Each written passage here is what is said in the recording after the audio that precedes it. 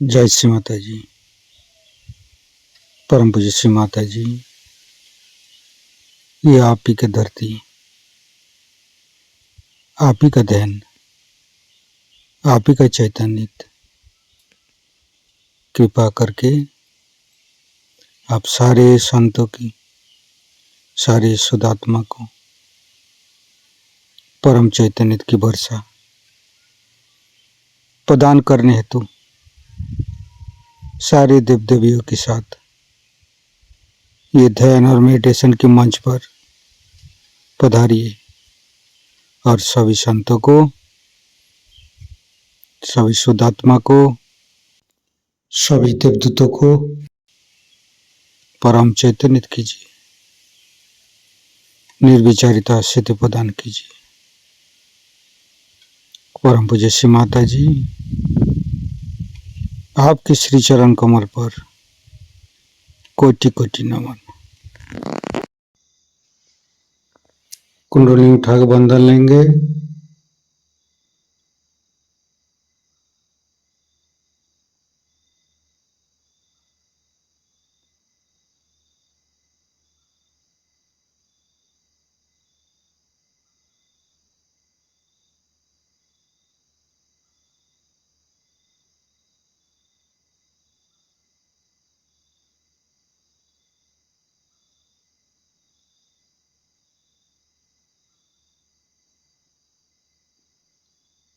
तीनों महामंत्र। ओम तमेव साक्षात् श्री महालक्ष्मी महासरस्वती महाकाली त्रिगुणात्मिका कुंडली साक्षात् श्री आदिशक्ति माता जी श्री निर्मला देवी नमो नमः। ओम तमेव साक्षात् श्री कल्की साक्षात् श्री आदिशक्ति माता जी श्री निर्मला देवी नमो नमः।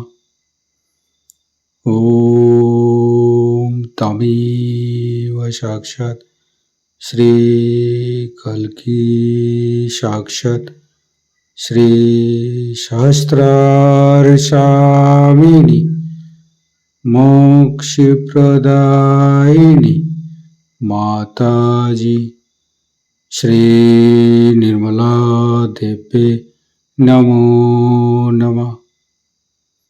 गणेश मंत्र। ओम तमेव साक्षात् श्री गणेश साक्षात् श्री आदिशक्ति माता जी श्री निर्मला देवी नमो नमः।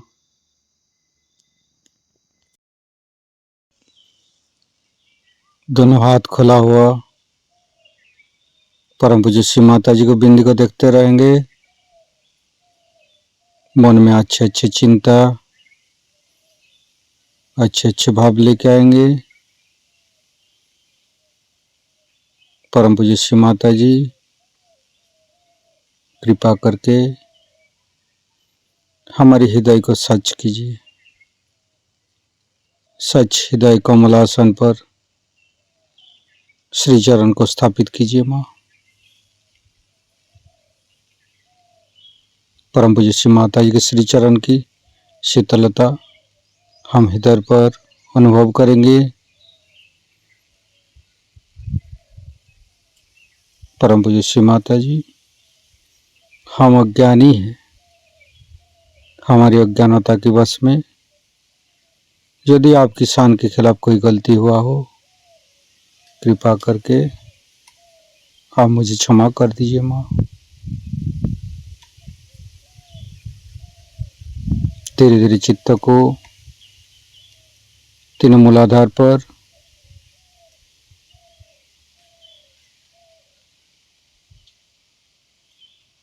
परम पूज्य श्री माता जी हम कभी अतीत में चला जाते हैं, कभी भविष्य में चला जाते हैं। कृपा करके अतीत और भविष्य को भुला के हमें मध्य में स्थापित कीजिए माँ। हे आदिशक्ति माँ, हमें वर्तमान में स्थापित कीजिए, हमें आध्यात्मिक उत्थान दीजिए।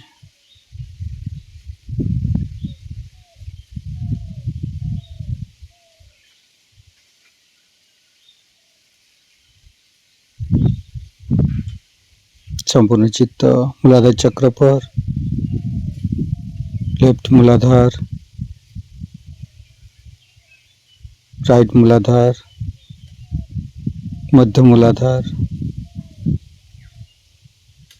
परम पूज्य श्री माता जी, आप ही तो प्रभु गणेश है। कृपा करके हमारे अंदर अबोधिता और पवित्रता को रक्षा कीजिए।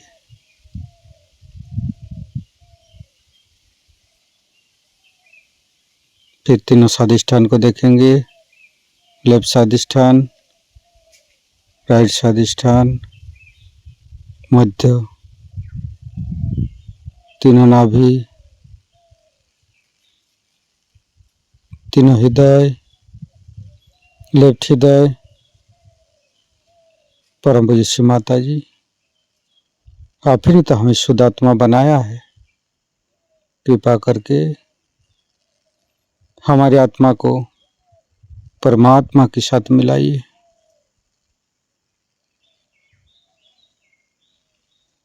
लेफ्ट विशुद्धि। परम पूज्य श्री माता जी, शुद्ध आत्मा संपूर्ण निर्दोष है माँ। श्री माता जी, मैंने कोई भूल नहीं किया माँ। श्री माता जी, हम संपूर्ण निर्दोष है माँ। फिर धीरे धीरे चित्त को फ्रंट आज्ञा। परम पूज्य श्री माता जी, शुद्ध आत्मा संपूर्ण निर्दोष है माँ, क्षमाशील है माँ। कृपा करके यीशु ख्रिस्ट जी के रूप में हमारे आज्ञा चक्र पर आइए।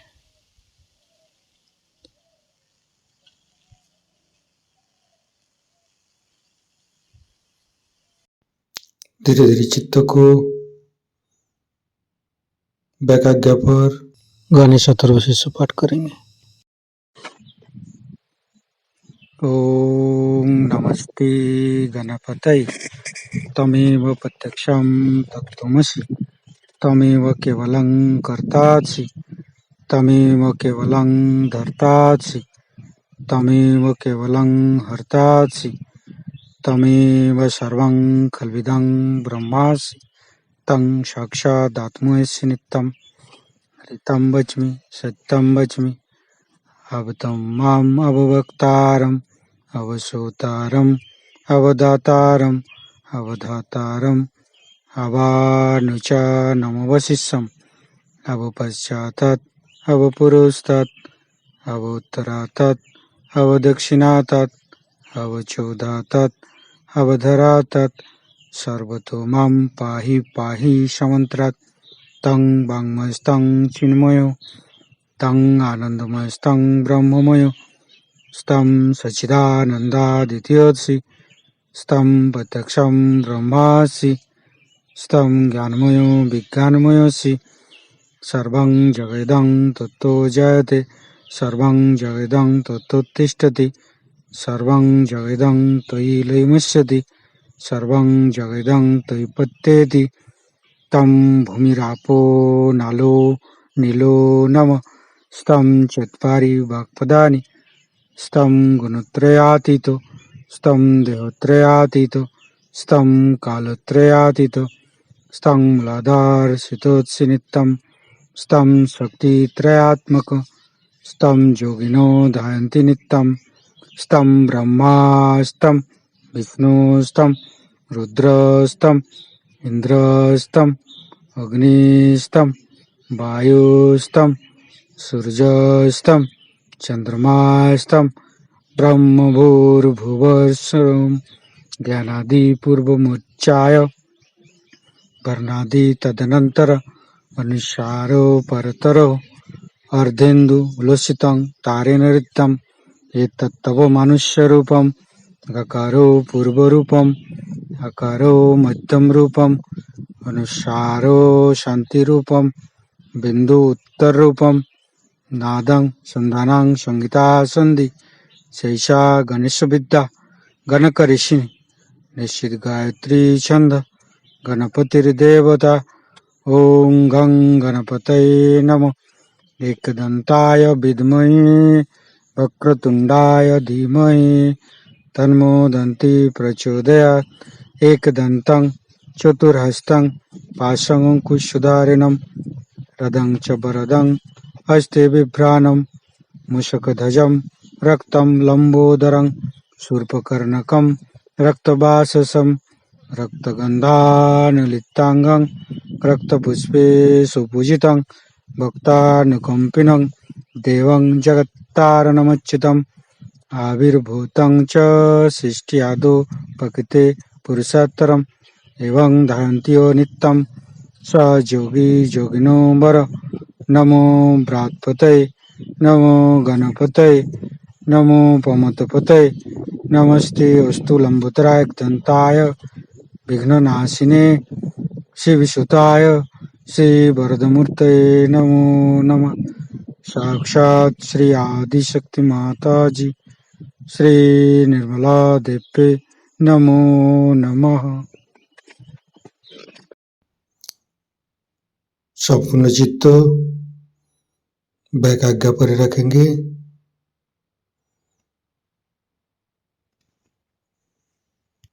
परम पूज्य श्री माता जी, मैंने सबको क्षमा किया, कृपा करके आप भी मुझे क्षमा कर दीजिए। महागणेश के मंत्र लेंगे। ओम तमेव साक्षात श्री महागणेश साक्षात श्री आदि शक्ति माता जी श्री निर्मला देवी नमो नमः। ऋतंभरी प्रज्ञा के मंत्र लेंगे। ओम तमेव साक्षात श्री ऋतंभरी प्रज्ञा साक्षात श्री आदि शक्ति माता जी श्री निर्मला देवी नमो नमः। धीरे धीरे चित्त को शास्त्रार्थ पर परम पूज्य श्री माता जी हमारे अंदर अहंकार प्रति अहंकार को दूर करके शास्त्रार्थ पर आइए। शास्त्रार्थ को खोल दीजिए माँ। परम पूज्य श्री माता जी हमारी शास्त्रार्थ पर विराजमान हुई।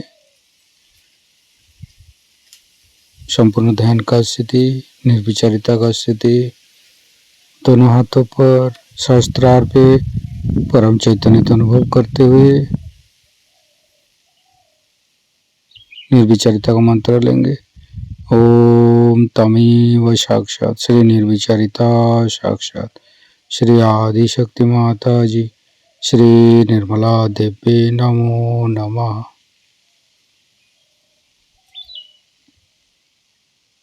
शास्त्रार्थ का मंत्र लेंगे। ओम तमेव साक्षात श्री कल्की साक्षात श्री शास्त्रार्षामिनी मोक्ष प्रदायिनी माता जी श्री निर्मला देवी नमो नमः। संपूर्ण चित्त शास्त्रार्थ पर परम पूज्य श्री माता जी का अमृत बने हम शास्त्रार्थ से गान करेंगे। थोड़ा दिन से बड़ी मेहनत की है कि लोगों की कुंडलिनी जागृत हो जाए और हो भी गई। कल तो बहुत ही लोगों की जागृत हो गई। एक मंदिर में गए थे और सुनाई दे रहा आप लोगों,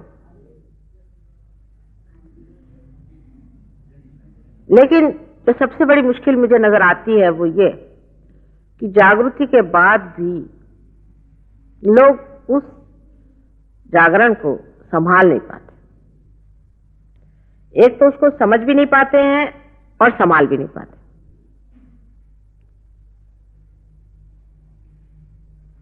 उसकी वजह यह है कि हर चीज को वो अपने बुद्धि पर लाना चाहते।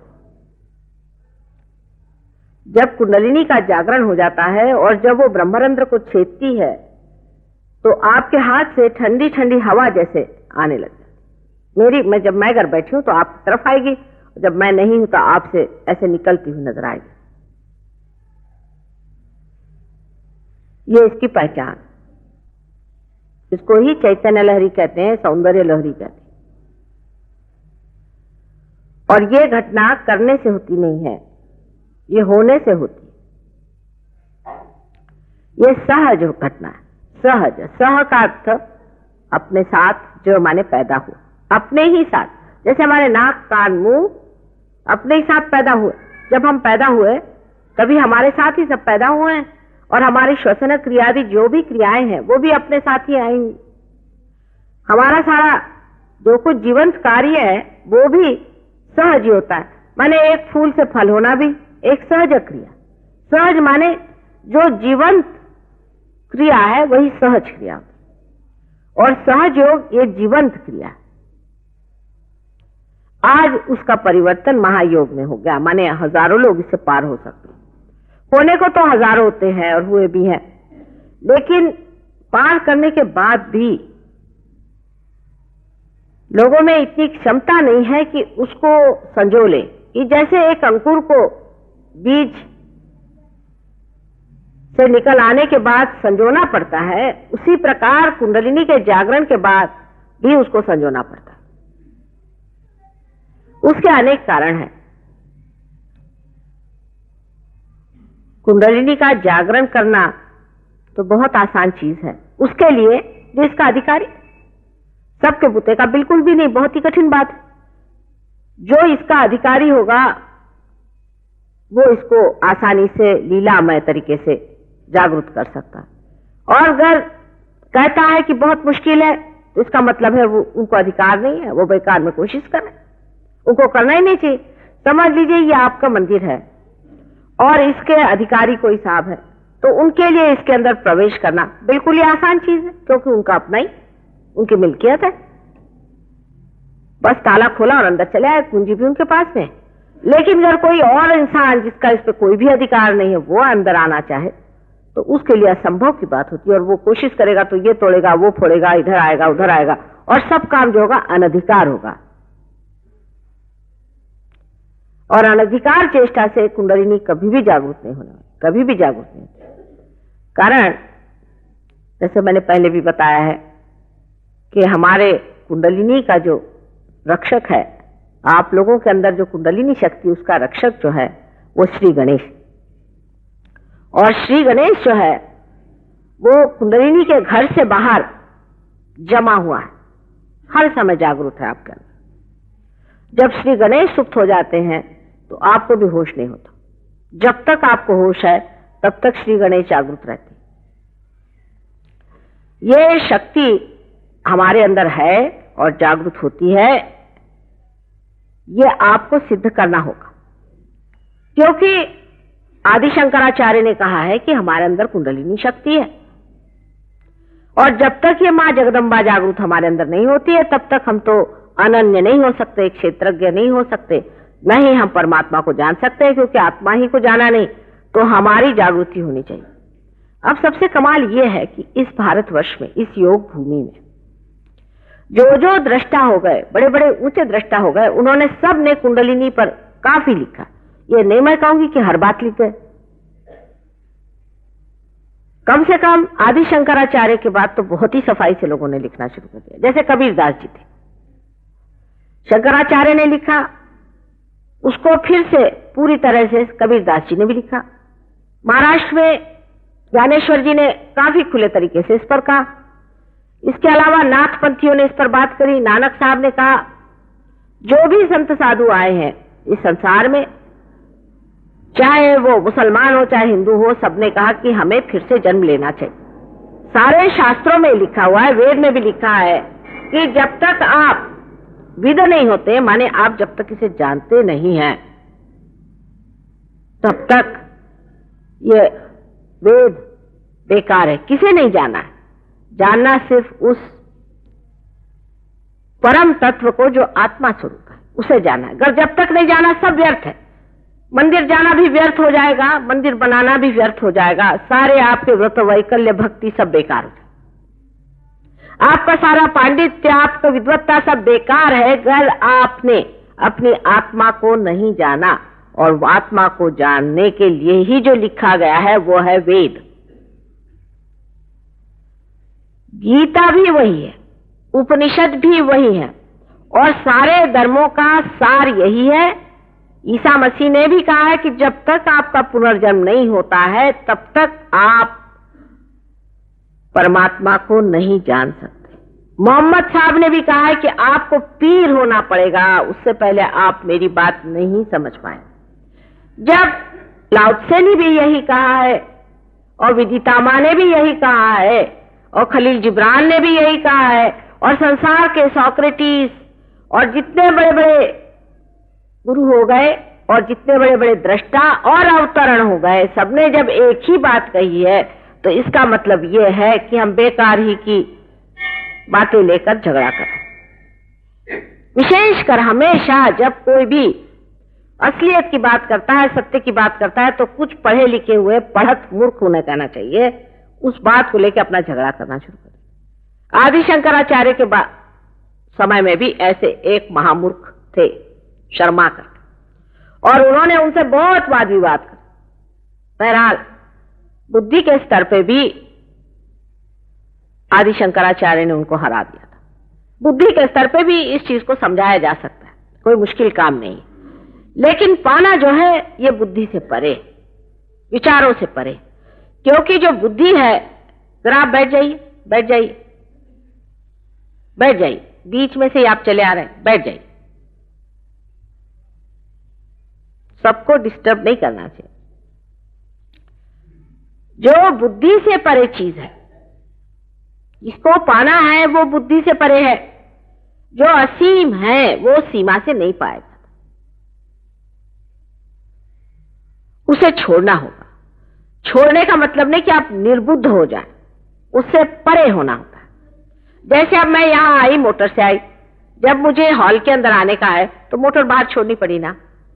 जब दूसरे प्रांगण में जाना है तो जो हमारा वाहन है उसे छोड़ करके हमें उस प्रांगण में उतरना पड़ता है।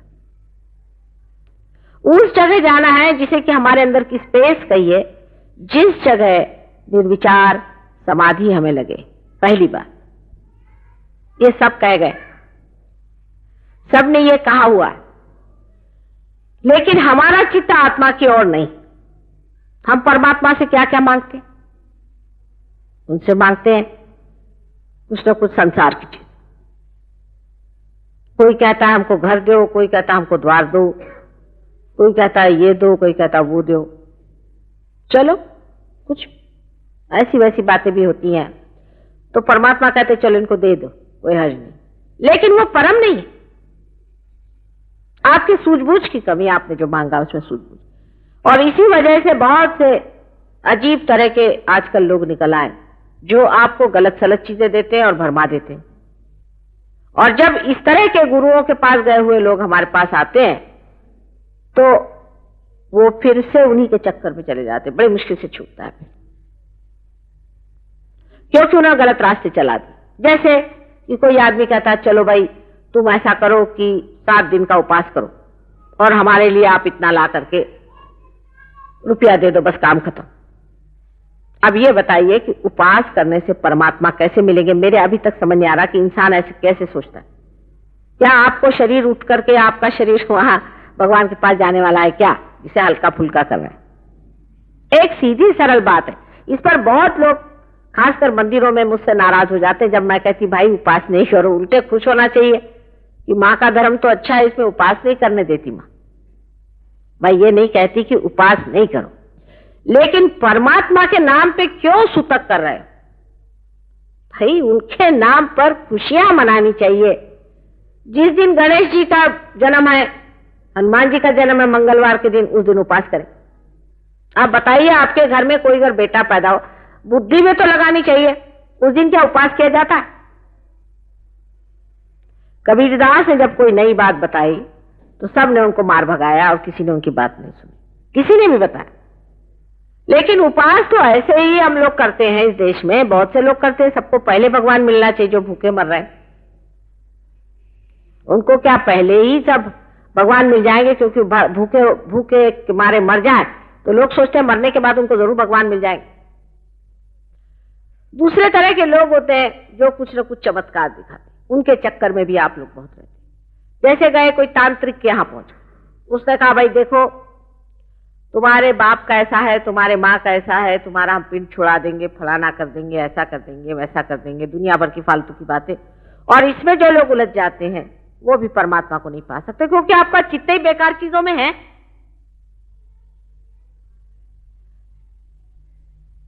बच्चों के लिए परेशान होना बिल्कुल नैसर्गिक, उसमें कोई ऐसी गलत बात नहीं कि आप अपने बच्चों के लिए परेशान हैं। परमात्मा भी अपने बच्चों के लिए परेशान रहते हैं। वो भी चाहते कि मेरे बच्चों को मेरे साम्राज्य में आ जाए, उनको सारी मैं शक्ति दे दूं, क्योंकि वो तो प्रेम के सागर हैं। उनके जैसे दाता पिता कहां मिलेंगे आप। लेकिन उनको ये जरूर उलझन लगी रहती है कि ये बच्चे मेरे मांग क्या रहे हैं बेकार की चीजें, असल क्यों नहीं मांग रहे हैं। असल मांगे, मूल मांगे, बाकी सब फालतू की चीजें मांगते फिरे।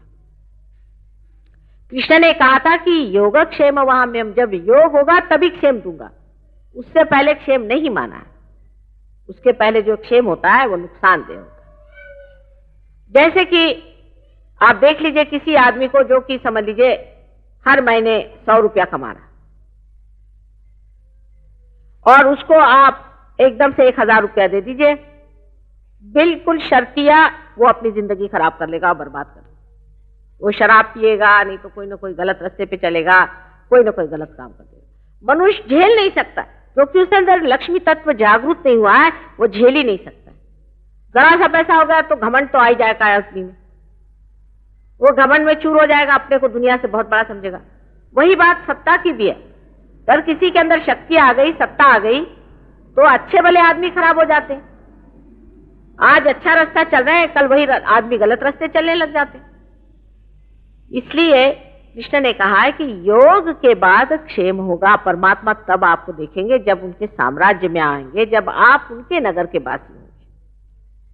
जब तक आप उनके नगर के बासी नहीं हैं, तब तक परमात्मा आपका क्षेम नहीं देखेगा। पर आपकी चिपक तो गलत लोगों से है। माने कोई अगर आदमी एक हीरा निकाल दे तो बस हो गया, वो आपके महागुरु होगा। अरे भाई, कोई परमात्मा आपको हीरे चांदी देने वाला है क्या? और इस तरह की गलत चीजों के पीछे आदमी दौड़ते हैं। आप हमारे लंदन में एक साहब थे, वो कल मैं तो उन्हीं को मानता हूं। मैंने कहा क्यों भाई? कल मैं गरीब आदमी हूं और मैं चाहता हूं कि मुझे एक हीरा मिल जाए। मैंने कहा तुमको तो वो कभी नहीं देंगे, देंगे सब अमीरों को। अगर ऐसे देने वाले थे तो हमारे ही देश का दुख दारिद्र दूर करते थे। वो तो एक देते हैं और 10 निकालते हैं। ये तो भानामती का पिटारा है अपने यहाँ, जिसको मालूम है। हमारी उम्र के जो लोग हैं उनको मालूम है भानामती का पिटारा क्या होता है।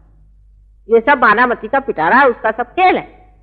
इस विद्या में जाना ही नहीं, न इस चीज की पहचान करना है। ऐसी चीज आई हुई, जिस हाथ से आई उसी हाथ से चली जाएगी।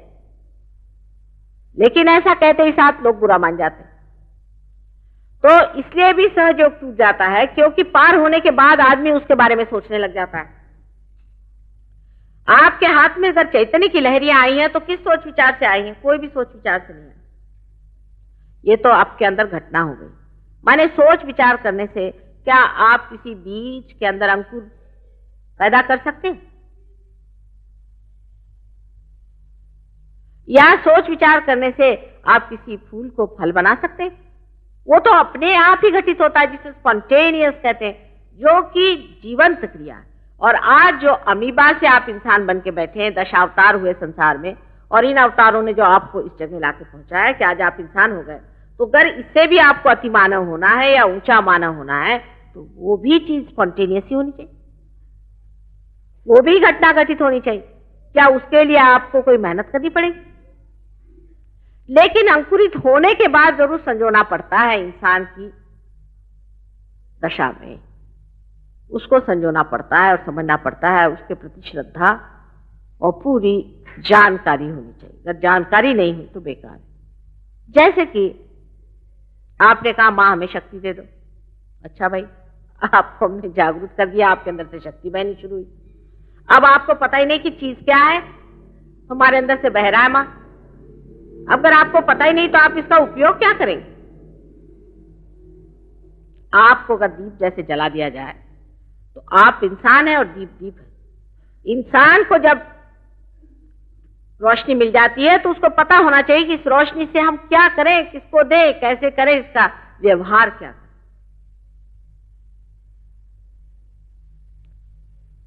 पहले जमाने में एक आध दो ही फूल खिलते थे, उसके बाद दो ही चार फूल खिलते रहे। पर यह जमाना आ गया है, इसी घोर कलयुग में, इसी घोर भयंकर दशा में ही मनुष्य को यह पाना है।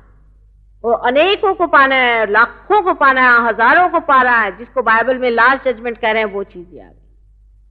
नाम फर्क फर्क, इसका वर्णन नल दमयंती पुराण में है, लेकिन हम लोग पुराण वराण पढ़ते नहीं। इसका वर्णन विलियम ब्लेक नाम के एक कवि, जो कि लंदन में हो गए, 100 साल पुराने, उन्होंने लिखा हो बहुत साफ साफ, यहां तक कि जहां आश्रम होगा वो जगह का नाम, जहां हम रहेंगे उसका नाम, सहयोग की पूर्ण व्याख्या।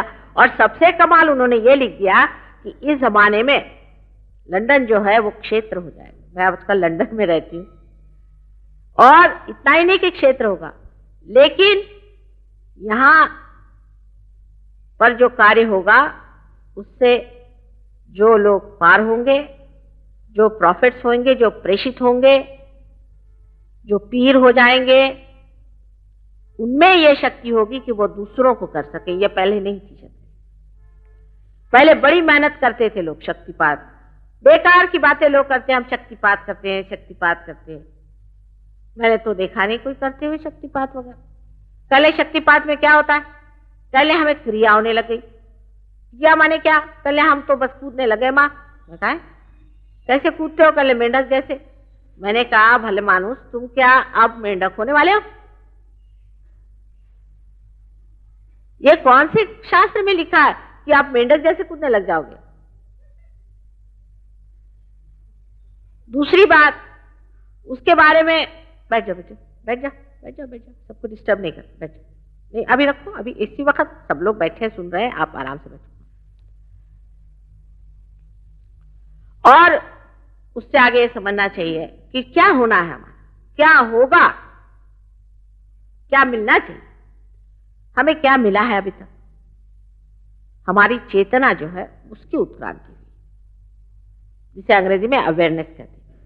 हमारी चेतना जो है उसकी उत्क्रांति हुई। मनुष्य की चेतना जानवर से बहुत ज्यादा। अब जो नई चेतना चेतित होगी, जो नई चेतना हमारे अंदर जागृत होगी, यह नहीं कि भाषण मात्र हो कि भाई तुम्हारा ये होना चाहिए, तुम्हारा वो होना, नहीं, ये होना पड़ेगा। जब अपने अंदर होगा तब अपने आप अंदर से धर्म भी जागृत हो जाएगा। फिर बताना नहीं पड़ेगा मुझे झूठ नहीं बोलूं, वो अपने आप से छूट जाएगा। मुझे बताना नहीं पड़ेगा कि आप सिगरेट मत पीजिए, आप अपने आप छोड़ दीजिएगा। मुझे बताना नहीं पड़ेगा कि आप शराब मत पियो, अपने आप छूट जाएगा, क्योंकि आप समर्थ हो जाएंगे। समर्थ माने सम अर्थ हो जाएंगे। जो आप है, आप आत्मा स्वरूप है। जब आप आत्मा हो जाते हैं तो आपकी सारी बातें बदल जाती, परिवर्तन शुरू हो जाता है। आप में परिवर्तन होना चाहिए, तभी मानना चाहिए कि हमारे अंदर कोई घटना घटित हुई है। और बेकार की बाह्य की बातें कि तुम्हारे बाप का क्या हो रहा है, घोड़े का नंबर क्या है, इस तरह से परमात्मा को इतना नीचा इंसान ने गिरा लिया है और इतने नीचे तरीके से परमात्मा को समझ रहा है कि वो कभी भी परमात्मा तक पहुंच नहीं सकता। उसकी चेतना चेतित होनी चाहिए।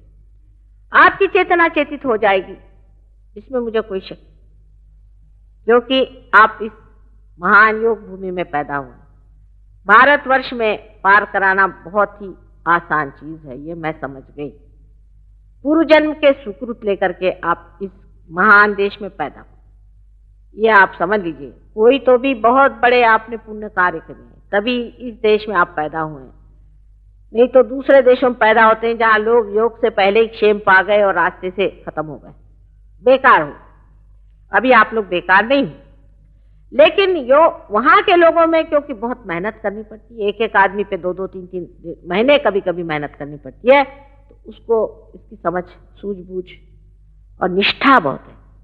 लेकिन आप लोगों में निष्ठा नहीं होती, आप लोग एकदम से उस चीज को खो देते।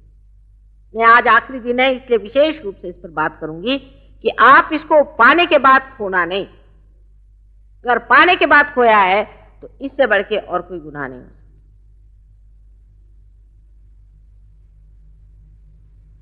ये बहुत सूक्ष्म तत्व है जिसे आपको पाना चाहिए। आप लोग प्रदेश के लोगों से साइंस सीखते हैं, दुनिया भर की चीजें सीखते हैं, लेकिन साइंस से परे भी जो शक्ति है, साइंस वाले क्या बता सकते हैं आपसे? वो यही बता सकते हैं जो चीज सामने है। क्या वो ये बता सकते हैं कि इसमें बिजली कहां से आई? वो कहेंगे कि जो स्रोत है वहां से आई। वो स्रोत में कहां से आई? वो कहेंगे कि हाइड्रो इलेक्ट्रिक है तो पानी में से आई। पर पानी में बिजली कहां से आई? क्या वो बता सकते हैं? अगर वो कहें कि पृथ्वी के अंदर भूगर्भ में गुरुत्वाकर्षण शक्ति है, मैग्नेटिज्म है, वो उसमें कहां से आई? वो कैसे कार्यान्वित होती? उसको चलाने वाला कौन? उस साइंस को चलाने वाला कौन सा साइंस है? इस मामले में एक बात अच्छी है कि विदेशों में लोग अब उस कगार पर पहुंच गए जहां उन्होंने सोचा कि इसके आगे अंधेरा है। सब चीज इस सीमा में हमने खोज डाला, अब इससे आगे समझ में नहीं आ रहे। अभी यहां हम लोग उनके पीछे पीछे चलकर उस कगार पर पहुंचना चाहते हैं और जिस गड्ढे में वो गिर गए उसमें ही गिरना चाहते हैं, अंधेरे में। पर आपका धरोहर बहुत बड़ा है, यह आपको जान लेना चाहिए। आपकी बपौती बहुत बड़ी है और उस बपौती को आप भूल करके इन लोगों के पीछे में सीधे मत जाइए। पहले अपने बपौती को जान लीजिए। आज सारा संसार आपके चरण चूमने के लिए तैयार है, लेकिन आप लोग अपने को बड़े भारी अंग्रेज समझ करके और अपनी सारी बपौती को भूल गए। मैं संस्कृति की बात नहीं कर रही, मैं तत्व की बात कर रही हूं। हमारे अंदर जो महान तत्व है वो है कुंडलिनी का तत्व, और उसकी जागृति होने के बाद मनुष्य आत्मा को प्राप्त करता है और आत्मा का प्रादुर्भाव हमारे अंदर से ब्रह्म शक्ति के रूप से वहन करता है। यह ब्रह्म की शक्ति, जिस ब्रह्म की शक्ति के द्वारा सारे संसार का कारभार चलता है, सारे संसार की धारणा हुई, वही ये ब्रह्म शक्ति। इस ब्रह्म शक्ति को हमें पाना है। वो हमारे ही अंदर निहित है, हमारे ही आत्मा में है, लेकिन वो मिलने के बाद ये इतनी महान वस्तु, इतनी सूक्ष्म वस्तु हमें आसानी से मिली है, इसलिए इसे छोड़ नहीं देना। छोटी छोटी बातों पे लोग उलझ जाते हैं, जैसे कि कल वहां मंदिर में कुछ विद्वान लोग आए। कभी कभी इन लोगों से बात करने पे मुझे कबीर दास की बात समझ में आती है कि पढ़ी पढ़ी पंडित मूर्ख भय। मैं पहले सोचती थी कि पढ़ पढ़ के कैसे मूर्ख बन जाएंगे पंडित लोग, बगैर पढ़े ठीक रहते इसका मतलब। लेकिन अगर पंडित भी कोई हो और वो पढ़ने लगे तो मूर्ख हो जाते। उसकी वजह यह है कि किताब लिखने को किसको क्या जाता है।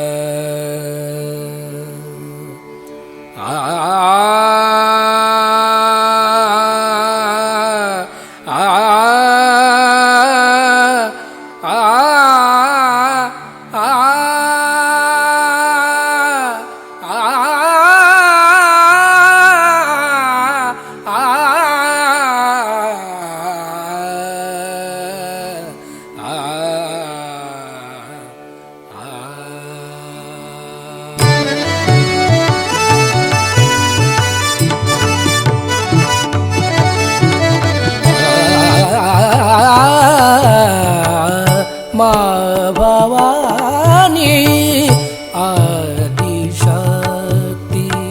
माँ भवानी आदिशक्ति, माँ भवानी आदिशक्ति, माँ भवानी आदिशक्ति। सब जगत की तू महालक्ष्मी, सब जगत की तू महालक्ष्मी, सब जगत की तू महालक्ष्मी, सब जगत की तू महालक्ष्मी। माँ भवानी आदिशक्ति, माँ भवानी आदिशक्ति।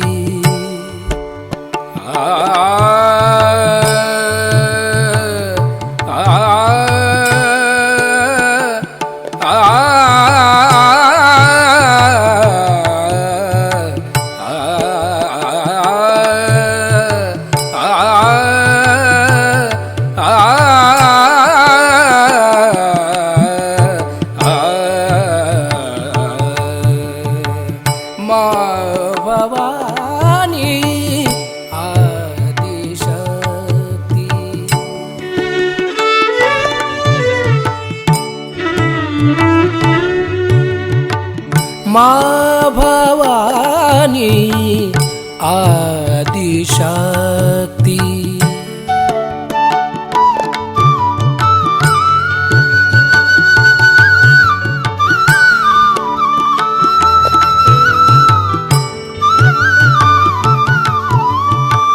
क्षमा का सागर हमें बनाओ, क्षमा का सागर हमें बनाओ।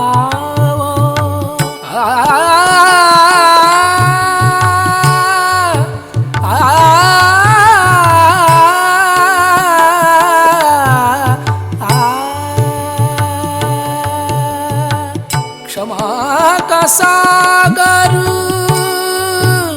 क्षमा का सागर हमें बनाओ। यही आज्ञा आशीष दिलाओ, यही आज्ञा आशीष दिलाओ।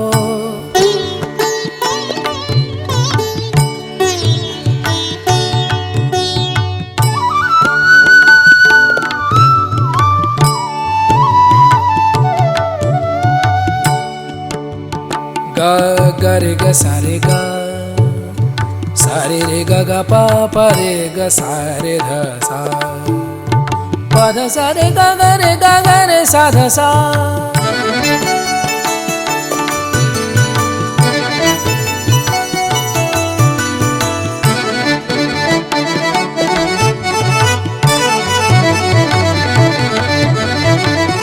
माँ भवानी आदिशक्ति।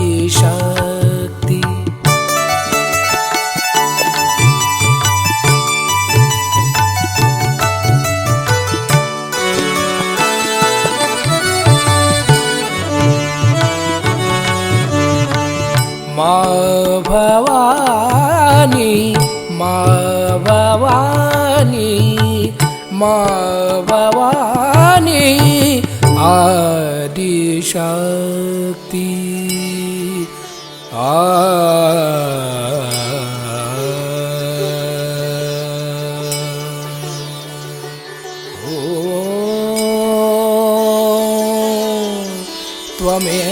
त्वमेव साक्षात्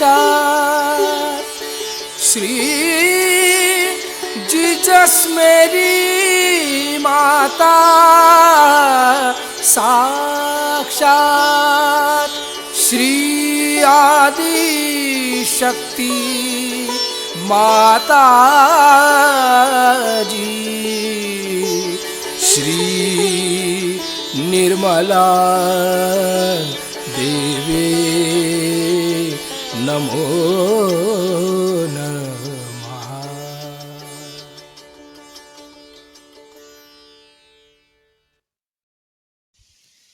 इस ध्यान का स्थिति, निर्विचारिता का स्थिति, दोनों हाथों पर सहस्त्रार पे परम पूज्य श्री माता जी को परम चैतन्य अनुभव करते हुए थोड़ी देर ध्यान में रहेंगे।